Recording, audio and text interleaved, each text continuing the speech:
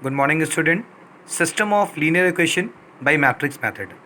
System of linear equation इस topic को हम लोग क्लास 10 में पढ़ चुके हैं. वहाँ पे टू वेरिएबल का हमारा सिस्टम हुआ करता था, उसे हम सॉल्व करते थे. वहाँ पर सिस्टम को सॉल्व करने की कई रास्ते होते थे. एक तो एलिमिनेशन मेथड था, एक सब्स्टिट्यूशन मेथड था, एक ग्राफिकल मेथड था और फिर एक क्रॉस मल्टीप्लिकेशन मेथड था. यहाँ हमें सिर्फ मैट्रिक्स मेथड का यूज करना है. ऐसे क्वेश्चन लॉन्ग में आते हैं, लॉन्ग आंसर टाइप क्वेश्चंस में आते हैं, 6 मार्क्स दे के जाते हैं और बहुत इंपॉर्टेंट क्वेश्चन होते हैं. यहाँ ध्यान देंगे, यहाँ पर हमें जो सिस्टम दिया गया है, इस सिस्टम में D1, D2, D3 सभी की वैल्यू जीरो के इक्वल नहीं होगी. हो सकता है कि D1 जीरो हो जाए, D2 हो जाए, D3 हो जाए, कोई एक हो जाए या दो हो जाए, तीनों जीरो नहीं होंगे.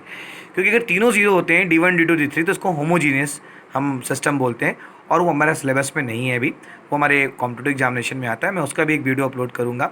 आप देख सकते हैं जो हमें सिस्टम है, यहाँ पे 3 वेरिएबल्स हैं और हमें थ्री वेरिएबल्स को हमें यहाँ पे सॉल्व करना है. ये हमें मैट्रिक्स मेथड का यूज करना है. जिस प्रकार हम क्लास जब 10th के स्टूडेंट थे तो हमने पढ़ा था सिस्टम दो तरह के होते थे, एक कंसिस्टेंट और एक इनकंसिस्टेंट. जो कंसिस्टेंट सिस्टम होते थे वो हमें सॉल्यूशंस देते थे. सॉल्यूशंस दो तरह के आते थे, एक तो यूनिक और एक इनफाइनाइट मैनी सॉल्यूशंस. और जो सिस्टम इनकंसिस्टेंट होते थे वो कोई सॉल्यूशंस नहीं देते थे. तो यहाँ पे भी वही होने वाला है. यहाँ पे भी सिस्टम कभी कंसिस्टेंट होगी, कभी इनकंसिस्टेंट होगी. तो सबसे पहले इसको हम Ax = B से कंपेयर कराते हैं. कैपिटल एक मैट्रिक्स होती है जो वेरिएबल के कोफिशिएंट से बनती है. आप देख सकते हैं capital A is a matrix of coefficient of x, y, z. तो ये जो आप देख सकते हैं ये हमारा A1, B1, C1, A2, B2, C2, A3, B3, C3 हो चुका है. हमारा ये मैट्रिक्स A है. और मैट्रिक्स B जो है ये वेरिएबल से बनी हुई मैट्रिक्स होती है. ये वेरिएबल से बनी हुई मैट्रिक्स होती है और इसके जो वेरिएबल्स हैं वो small x, small y, small z है. जो हमारी मैट्रिक्स B है, मैट्रिक्स B जो है उसके जो हमारे एलिमेंट हैं D1, D2, D3 हैं. फिर हम यहाँ पे लिखते हैं Ax = B. आप देख सकते हैं यहाँ पर हमने A इनवर्स का दोनों तरफ मल्टीप्लाई किया है. A इनवर्स इंटू A जो होता है वो आप जानते हैं I होता है. फिर वो Ix = I हो जाएगा. फिर RHS में आप देख सकते हैं A इनवर्स इंटू B है.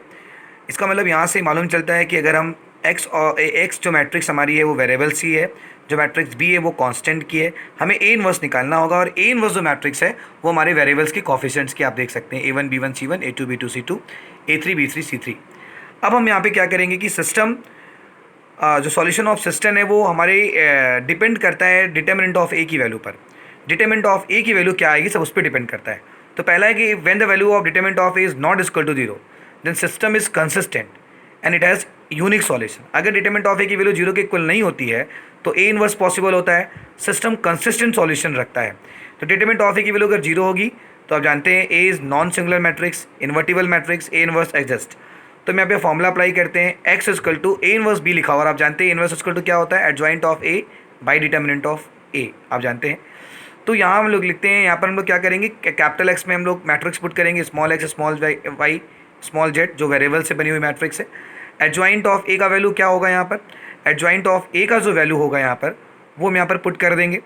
और यहाँ पर हम लोग क्या करेंगे, एडजॉइंट ऑफ A का वैल्यू पुट करने के बाद हम यहाँ पर मैट्रिक्स B को, मैट्रिक्स यहाँ पर जो आप देख रहे हैं आप, यहाँ पर हमारा एडजॉइंट ऑफ A होगा और एडजॉइंट ऑफ A इंटू यहाँ पे ये जो आप देख रहे हैं ये हमारा मैट्रिक्स B है जिसके एलिमेंट आप देख सकते हैं हमने यहाँ पे लिखे थे D1, D2, D3.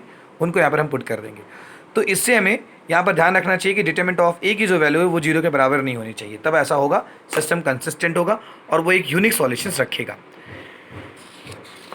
आगे अगर डिटरमिनेंट ऑफ A की वैल्यू 0 के इक्वल होती है तब दो तरह के केसेस बनते हैं.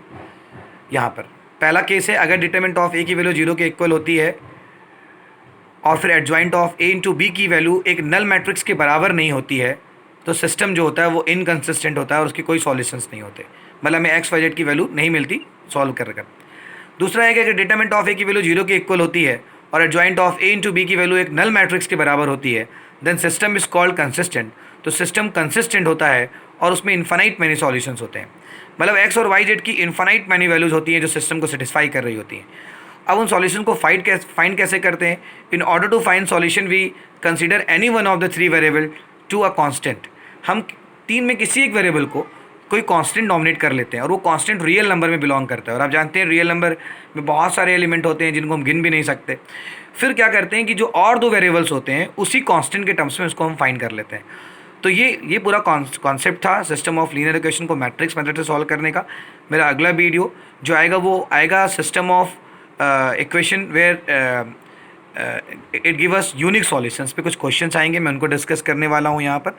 आप लगातार इस वीडियो को देखते रहें। Thank you.